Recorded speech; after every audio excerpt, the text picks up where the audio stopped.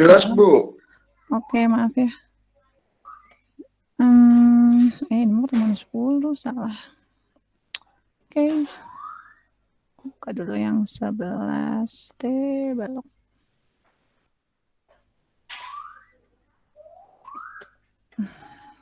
Ini aku nggak bisa pakai pen dulu nih, error. Di sini whiteboardnya. Oke, jadi deh penjelasannya dulu ya. Jadi desain balok ini nanti akan keluar di UAS. Nah, rencananya saya itu di minggu ke-15 itu UAS soal nomor 1. Nanti di minggu ke-16 UAS soal 2. Jadi terbagi 2 ya, karena ngerjainnya agak panjang dan kayaknya kalian nggak akan cukup waktunya 3 jam. Jadi sekali lagi, UAS nanti akan terdiri dari 2 bagian, yaitu pra-UAS sama UAS. Untuk minggu ke-15, karena kan minggu 13 ya, berarti 2 minggu lagi kita mulai UAS yang soal yang pertama, yaitu yang desain balok. Lalu untuk yang nanti pas minggu UASnya itu bagian materi yang balok kolom. Nah, ini dulu nih si desain balok. Jadi ketika mendesain balok, mana ya? Nah, ini ketika mendesain balok itu kan kalian dikasih data-data BJ gitu ya. Lalu dikasih data beban sama dikasih bentangnya. Nah, yang ditanyakan profilnya berapa sih supaya memenuhi gitu kan ya. Maka kita cek nih jenis bebannya apa. Yang pertama ada berat sendiri dari si baloknya. Berarti dead load ya. Lalu ada beban hidup nih kebetulan dari luar ya itu sebesar 65 kN. Nah, dead load-nya kan kita nggak tahu ya berapa, karena kan profilnya kita belum punya. Jadi yang pertama itu kalian cek dulu berdasarkan live load-nya dulu saja. Jadi KD-nya itu dimasukinnya 0, karena kan kita belum punya ya ukuran profilnya, kecuali ada beban luar dead, mungkin dimasukin ke sini. Jadi kalau misalnya ada beban luar SDL, super dead load, misalnya ada beban kursi gitu ya, atau meja, itu kan bukan berat sendiri ya. Jadi baru dimasukin ke sini, dapat Q ultimate, lalu kita hitung nih momen ultimate-nya berapa. Nah, ini kebetulan si profilnya ada di atas perletakan sederhana, lalu bebannya kan merata gitu ya. Jadi momen ultimate-nya bisa langsung pakai persamaan momen maksimum, yaitu 1/8 QL dikalikan L kuadrat. Nah, ini QU-nya dapat dari sini kan ya. Lalu L-nya ya tadi bentangnya berapa? Dapat 1053 kilonewton. Sudah dapat momen ini, kalian masuk ke persamaan momen plastis yang ini nih, yang FY dikalikan sama ZX. MN-nya kan tadi kita udah punya ya, 1053 ini ya. Dimasukin nih 1053, jangan lupa satuannya dalam Newton milimeter milimeter. Jadi tadi kilonewton kilonewton meter. Nah, pas ke sini jadi dari Newton milimeter jadi dikalikan 10 pangkat 6. Lalu dibagi 0,9 dikalikan tadi BJ-nya 41, jadi F-nya 250. Dapat nih ZX-nya. Masih ingat nggak ZX-nya dapat dari mana? ZX itu ada rumusnya ya. Jadi sebenarnya tiap profil itu kan punya ZX nih. ZX-nya dari rumus yang atas itu loh. Nah, biasanya pas ujian sih kami sudah memberikan nilai ZX untuk masing-masing profil.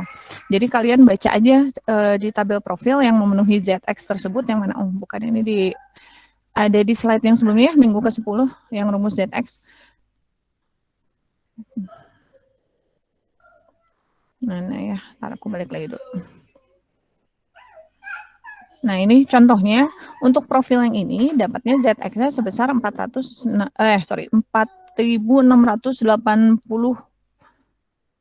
cm lebih ya, 468, nah ini nih, milimeter per 3, dibaca di tabel profil yang lebih besar. Nah, dipilih nih untuk contoh soal yang ini yaitu 700-300 dengan ZX-nya 6248 lebih besar ya. Tadi kita dapatnya 4680. Lalu dengan profil yang ini kita hitung ulang lagi QU-nya. Tapi sekarang si dead load-nya dimasukin. Hati-hati berat sendirinya ini di tabel profil kan dalam satuannya kilogram ya. Dirubah dulu ke kilonewton. Jadi dibagi berapa? 100 ya. Jadi ini satuannya sudah dalam kilonewton semua. Yang asalnya nggak punya, yang tadi dead load-nya 0, pas profilnya udah diambil, dimasukin si berat profilnya. Kalau udah dihitung seperti biasa, apakah si penampangnya kompak atau tidak kompak gitu ya. Kalau misalnya tidak kompak, yang ini nih, yang Segway ini nih. Beam. Ini harus dicoba dulu. Nah ini. Kan sudah punya profilnya ya. Lalu dicek nih, apakah lambdanya kurang dari lambda P atau di antara atau lebih dari. Kemarin kan kita sudah latihan ya. Kalau kurang dari, ya berarti langsung pakai FY sama dengan ZX. Kalau misalnya di antara, berarti cari dulu ya yang ini nih, rumus ini. Kalau lebih dari lambda R, ya berarti pakai rumus yang FCR SX ini. Jadi perhitungannya sama persis seperti yang sebelumnya, cuman kalian pilih profilnya itu berdasarkan si ZX. Ada yang mau diulang dulu nggak ini yang desain balok? Nah ini kebuka nih. Ini di komputer situ nggak bisa dipakai, di sini bisa.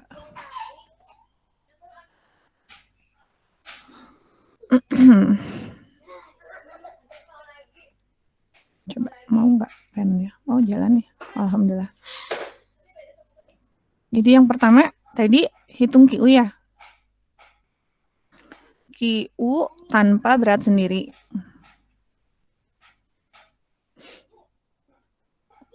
Terus udah hitung QU, hitung si momen gitu ya. Ini langkahnya ya. Hitung momen ultimate. Lalu yang ketiga cari ZX. Kalau udah cari ZX, kita pilih profil yang ZX-nya lebih besar dari itu. Pilih profil. ZX-nya lebih besar dari ZX perlu. Nah, ini nih. Kalau sudah pilih profil, hitung ulang QU. Iya.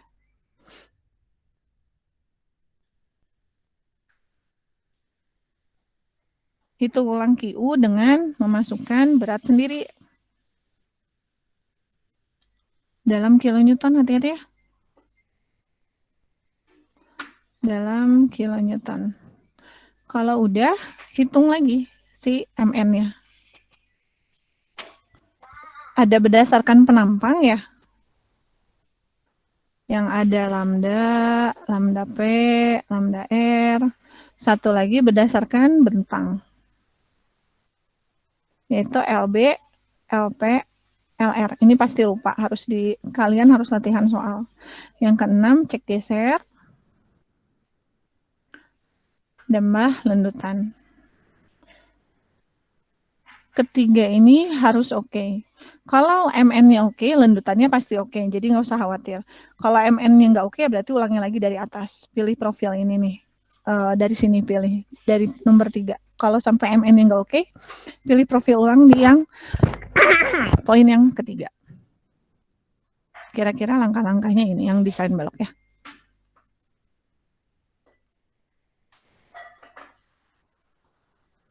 Ada yang mau diulang dulu nggak?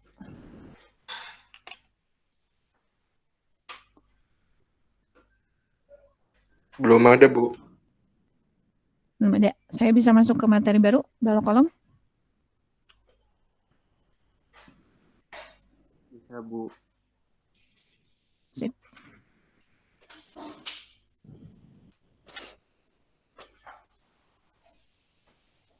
Oke, kita masuk ke sini ya. Balok kolom.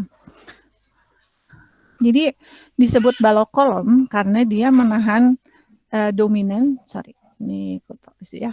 Dominan akibat baloknya dominan lentur gitu ya. Akibat kolomnya dominan aksial. Jadi henti-hentinya nih aku ulangi, kalau balok dia menahan dominannya lentur atau momen tadi ya. Kalau kolom itu dia dominan menahan aksial. Ada geser juga ya, tapi kecil gitu. Nah, kalau balok kolom, karena dua-duanya disebut, berarti ada dua gaya yang bekerja pada elemen struktur tersebut, yaitu si gaya lentur, satu lagi gaya aksial. Umumnya dia terjadi pada struktur gedung yang tingkatnya tinggi. Nah, kayak gini. Jadi yang balok ya balok saja, tapi untuk kolomnya, dia biasanya menahan baik momen maupun si P. Jadi sebenarnya dinamakannya bukan kolom sih, Kalau istilah strukturnya itu dia masuknya sudah ke kategori si balok kolom karena ada dua gaya yang harus ditahan, yaitu lentur dan aksial. Batuk lagi. Ntar minum dulu. Oke. Ini ya penjelasan teoritisnya. Jadi ada gaya lentur yang dominan pertama, kedua gaya aksial, baru gaya geser. Yang ini nggak terlalu signifikan, kecil gayanya. Terus, nah ini, kalau misalnya beban aksialnya kecil, maka komponennya itu disebutnya sebagai balok. Kebalikannya, kalau misalnya si aksialnya besar, momennya kecil, maka kita sebutnya sebagai kolom. Kalau dua-duanya balok kolom, gitu ya. Nah ini nih. Ini kuskip ya, ini tinggal baca sih sebenarnya.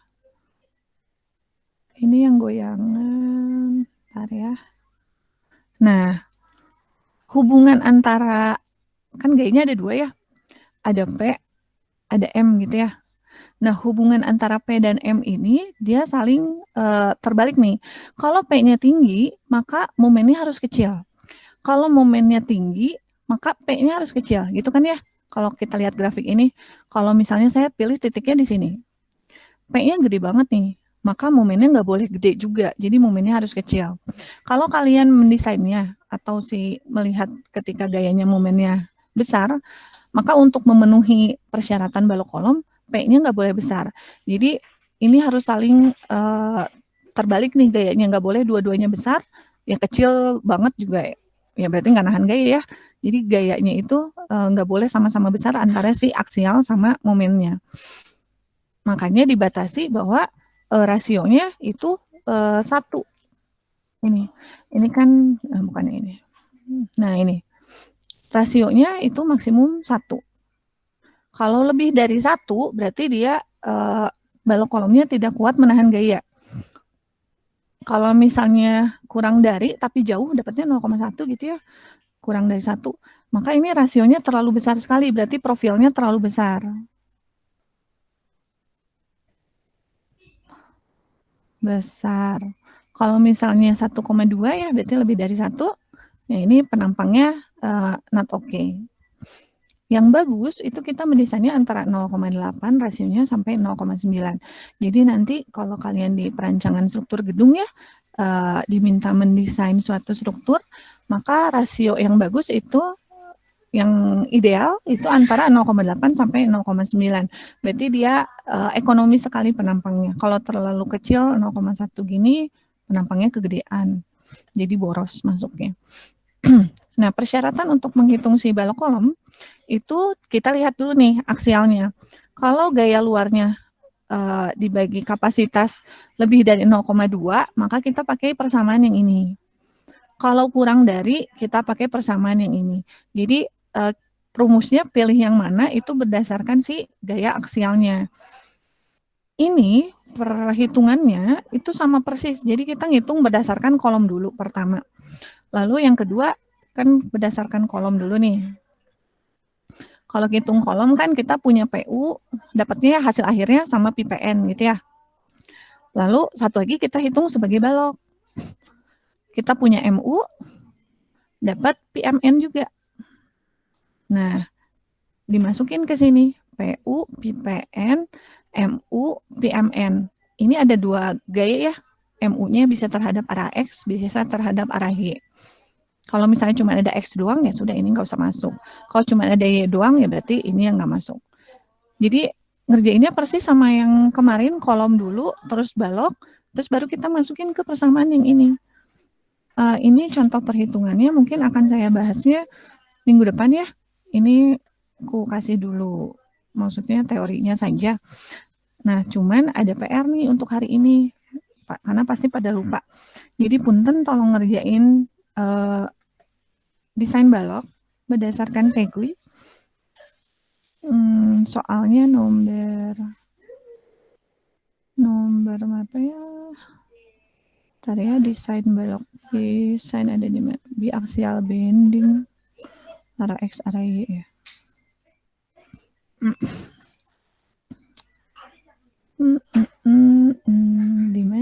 desain. Oh ini flooring, tapi itu mah.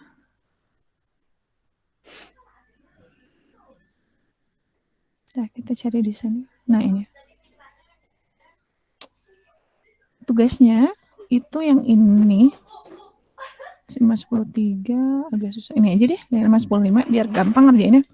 Jadi PR ini ya 515. Ntar kita konversi dulu. Matcat. Saya harap kalian udah pada install Matcat ya, karena nanti kepake banget. Kayaknya banyak yang bajakan. Ini tugasnya ya, 515. Tolong dikumpulkan hari ini, maksimum jam 7 malam. Ada batas lanjutan izin, yaitu L per 360. Live load saja ini ya, yang ditanyakannya. Nah, ini kebaca nih. 40 feet. Kalau ada yang nggak ngerti, silakan japri aja. 12 meter ya. 12, P meter. 2 feet ya. 2 berapa itu? 2 kilo per feet. 2 kip ya. Kok kilo sih? Kilo Newton 30.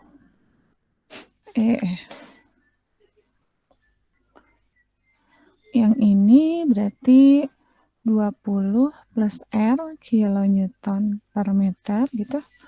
Yang 25 kipnya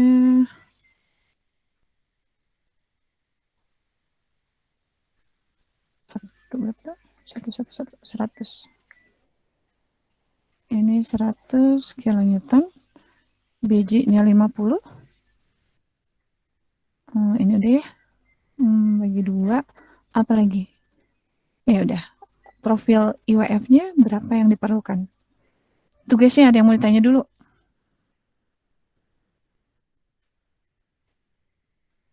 Belum, Bu. Belum ya? Jam 7 malam ya, Bu ya? Deadline-nya? 7 malam enggak. Deadline-nya 7 malam. Jadi silakan kuliah-kuliah dulu aja ya. Ini, soal ini yang bentuknya gini, itu akan keluar di UAS ya, yang nanti minggu ke-15. Berarti tanggal berapa ya? Sekarang kan minggu 13 ya. 13, 14, tanggal 8 ini kita UAS nomor 1. Yang ini, soalnya mirip gini. Mungkin aku beda-bedain dikit ya, misalnya bebannya misal jadi seperti ini, berarti kan kalian harus cari momen maksimum dulu ya. Kalau ini silakan langsung pakai tabel momen 1/8 KL sama 1/4 PL kuad, 1/4 PL. Udah langsung dapat momen maksimum. Jadi tanggal 8 kita sudah mulai UAS yang pertama. Terus ini minggu UAS kan ya, minggu UASnya berarti baja hari apa saya nggak tahu. Jadi ada, kita kebagi 2 ya UASnya, supaya kalian ngerjainnya lebih lama biar nilainya bagus. Gak ada yang mau tanya ini, aku print screen. ZX-nya kan nggak dikasih ya, berarti mau nggak mau kalian bikin dulu di Excel, ngerjain dulu satu ZX di Excel, nanti di drag ke bawah gitu ya. Kalau ZX kan ada rumusnya, coba dilihat di PPT sebelumnya ya. PPT 10 kalau nggak salah deh. Jadi punten nih, ZX-nya kalian bikin dulu di Excel, terus nanti di drag ke bawah. Ini ketiga seragaman momen ya, bukan ini kayaknya. Ini kali yang rumus ZX mana? Supaya ingat. Di week 9 di halaman mana ya?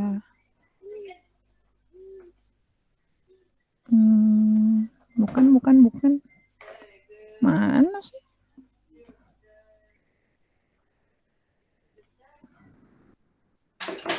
Astagfirullah. Nah ini B dikali tebal flank, ini D tinggi ya, H min TF. Jadi nanti kalian masukin ke Excel salah satu profil dulu, masukin B-nya, tebal flank, tingginya, sama TW-nya. Nanti tinggal di drag ke bawah, dimasukin data profilnya. Atau syukur-syukur mungkin udah punya tabel ZX-nya. Jadi hati-hati ya, ZX yang ini beda sama dengan ZX yang di tabel profil. Kalau yang di tabel profil itu namanya SX, statis moment. Mana? Honeycomb, bukan honeycomb. Nah ini, jadi ini modulus penampang SX. Jadi kita nggak pakai yang ini. Kalau rumus ada pencarian rumus SX ya kalian tinggal baca ini, hati-hati satuannya. Jadi nanti agak-agak ngerjain ini, tapi nanti kan kepake buat UAS ya. Kalian masukin dulu 150, 75, 5, 7, terus hitung ZX-nya. Terus di drag ke bawah, nanti tinggal input data-data ini aja kan ya, tinggal dimasukin. Supaya punya si nilai ZX, karena kan ini. Pertama hitung dulu tanpa berat sendiri. Ini berat sendirinya. Berat sendirinya ini, unit weight, kilogram per meter. Nah ini kan satuannya dalam kilogram. Kita rubah dulu ke kilonewton dibagi 100. Ya, dicoba dulu. Kalau nggak ngerti, silakan nggak usah sungkan, langsung japri aja. Nah, jadi pasti aku langsung jawab ya. Kalau nggak ada yang mau tanya, aku sudahi dulu. Boleh tolong dinyalain sebentar.